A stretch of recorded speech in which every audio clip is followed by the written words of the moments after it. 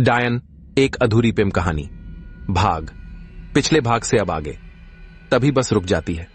Conductor जोर जोर से कहता है कि अगर किसी को कुछ खाना पीना है तो खा पी ले, क्योंकि बस यहां पर आधे घंटे के लिए रुकेगी। लड़की, ये लो आधे घंटे का ब्रेक। शौर्य, आइए चलिए बाहर की तरफ चलते हैं। लड़की, हम चलिए, वैसे आज कुछ ज्यादा ही ठंड लग रही है। शौर्य, हाँ वो तो है।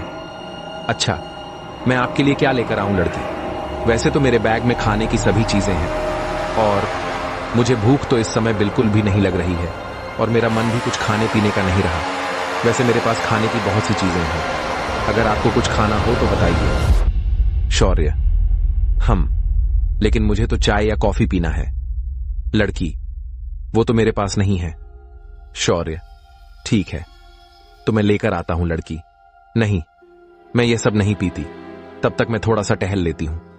आप भी चाय या कॉफी ही पी लीजिए, आपको जो लेना है आप अपने लिए ले लीजिए। शौर्य कॉफी लेने के लिए आगे की तरफ चला जाता है। शौर्य तभी दुकानदार से, भैया एक कप कॉफी देना। पीछे से दूसरी आवाज आई। शौर्य ने पीछे की तरफ देखा। दूसरी लड़की, हाय, मुझको भी कॉफी ही लेनी है। शौर्य थोड़ा सा पीछे की तरफ हटते हुए, जी जी। दूसरी लड़की, वैसे मैं शौर्य, जी अच्छा। दूसरी लड़की, बताइए, आज अपनी बस भी लगभग लगभग खाली ही है। शौर्य, ऐसा क्यों? दूसरी लड़की, अरे आपने देखा नहीं क्या पीछे, और सभी लोग अकेले ही अकेले बैठे हैं। शौर्य मन में सोचते हुए कि मैं कौन सा अकेला बैठा हूं। भैया एक कप कॉफी हमको भी। आपके पीछे वाली सीट पर ही बैठी हूं, ले लीजिए, सारी की सारी सीटें खाली हैं। शौर्य हूं, ठंड बहुत है, न तो हो सकता है कि इसी वजह से ज्यादा लोग नहीं हैं। दूसरी लड़की, वैसे मैंने देखा आप कुछ लिख रहे थे, लेकिन बाद में आप कुछ बोल बोल कर लिखने लगे, जैसे किसी से आप बातें कर रहे थे। तभी दुकानदार, ये लीजिए आप लोगों की कॉफी। शौर्य दुकानदार को पैसे देने लगा। तभी वह दूसरी लड़की अपनी कॉफी लेकर चली गई। शौर्य काफी पीते हुए बस की तरफ जाने लगा। तभी उसने देखा कि उसके साथ वाली लड़की बस के पास धीरे धीरे टहल रही थी। शौर्य, अरे आप अभी तक यही हैं? लड़की मुस्कुराते हुए, तो फिर मुझे कहां होना था? शौर्य, मेरा कहने का मतलब यह है कि आपने कुछ लिया भी नहीं और ठंड भी बहुत है, फिर भी आप टहल रही हैं। लड़की, मुझे ठंड बहुत पसंद है, उसी का आनंद ले रही थी। इस ठंड के आगोश में खुद को भुला देना चाहती हूं।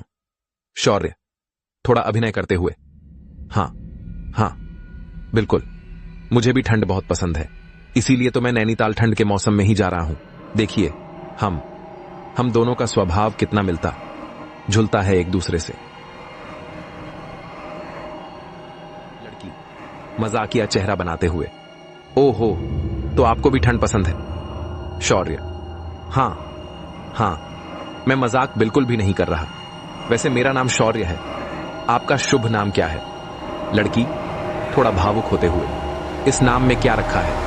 हर कोई अपने हिसाब से कुछ भी कह देता है, पर मन तो वही रहती हूं जो मैं हूं।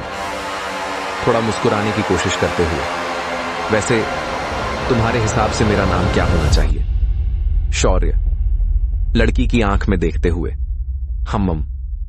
वैसे आपको तो देखकर नाम आ रहे हैं और सबके सब आप पर सूट भी कर रहे हैं। मेरे मन में कई, लेकिन फिर भी कुछ कमी सी महसूस हो रही है, इसलिए मेरे हिसाब से आपके लिए सबसे बेस्ट रहेगा चांदनी।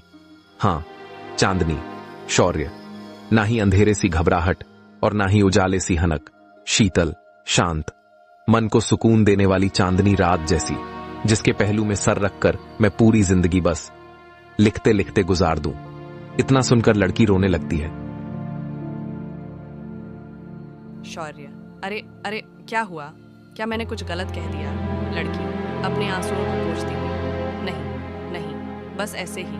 कभी कुछ जीवन में ऐसा इत्तेफाक हो जाता है कि इसे इत्तेफाक कहें या फिर नियति का खेल, कुछ समझ में ही नहीं आता। समझ में अगर कुछ आता है तो सिर्फ और सिर्फ तकलीफ और इंतज़ार, जो कई अरसे से ऐसे ही बस यूं ही चल रहा है। लेकिन इंतज़ार जब काफ़ी लंबा हो तो फिर कभी अगर आपसे इत्तेफाक से ही इसी तरह मुलाकात हुई तो शायद बहुत कुछ स्पष्ट होने लगेगा। खैर छोड़िए भी किन बातों में पड़ गए हम लोग। तभी एक जोरदार आवाज़ चलो चलो वाली है कुछ देर बाद बस चलने लगती है। बस में एकदम से सन्नाटा सा रहता है। सभी लोग बस में बैठ जाओ, बस चलने वाली है। लड़की, किसी के पहलू में सर तो रख लोगे, पर धड़कनों को कैसे समझाऊं? चांदनी ने अगर गुस्ताखी कर दिया तो फिर किसके पास जाओगे? शौर्य, हर गुस्ताखी को हंस कर सह लेंगे, पर किसी दूसरे के पास नहीं जाएंगे। आजमाइश करना हो तो कर लो, हम हर बार इसी राह पर ही आई हैं। तभी पिछली सीट से धीरे से एक प्यारी सी आवाज़ आई। दूसरी लड़की, बहुत खूब, बहुत खूब, माफ़ करिएगा, आपके शब्द अच्छे से लगे तो सहरसा ही मेरे मुंह से निकल गया। शौर्य अपनी सीट पर बैठे बैठे पीछे की तरफ मुड़ता है। वह थोड़ा सा मुस्कुराकर दूसरी लड़की का अभिवादन करता है, उसके बाद फिर से सामने की तरफ मुंह करके बैठ जाता है। शौर्य, तो क्या मैं अब आपको चांदनी कह सकता हूँ? लड़की मुस्कुराते हुए, ठीक है शौर्य, तो चांदनी, तुम कहाँ तक जाओगी चांदनी? अक्सर लोग जाना तो कहीं और ही चाहते हैं, पर पहुँच कहीं और ही जाते हैं। कहाँ किसी का कोई भी जोर चलता है। वैसे तो मैं हल्द्वानी तक ही जाऊँगी और आपसे पहले ही बस से उतर जाऊंगी। शौर्य थोड़ा चिंतित होते हुए, मतलब लगभग 1 घंटे के बाद हल्द्वानी ही आने वाला है। इसका मतलब हम 1 घंटे के बाद चले जाएंगे। जाना तो सब लोग पता है, कोई पहले जाता है कोई बाद में। यही तो 10 दिन में हम इसको ना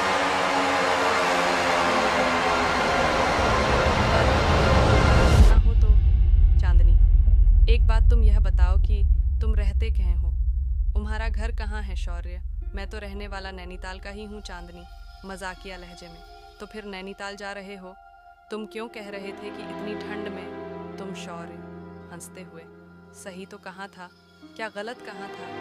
हाँ, बस एक बात और नहीं बोला था कि मैं नैनीताल में ही रहता हूँ। चांदनी हंसते हुए, हम लोग फिर तो ज़्यादा दूर तो रहते नहीं हैं। नैनीताल और हल्द्वानी के बीच में ज़्यादा दूरी है नहीं।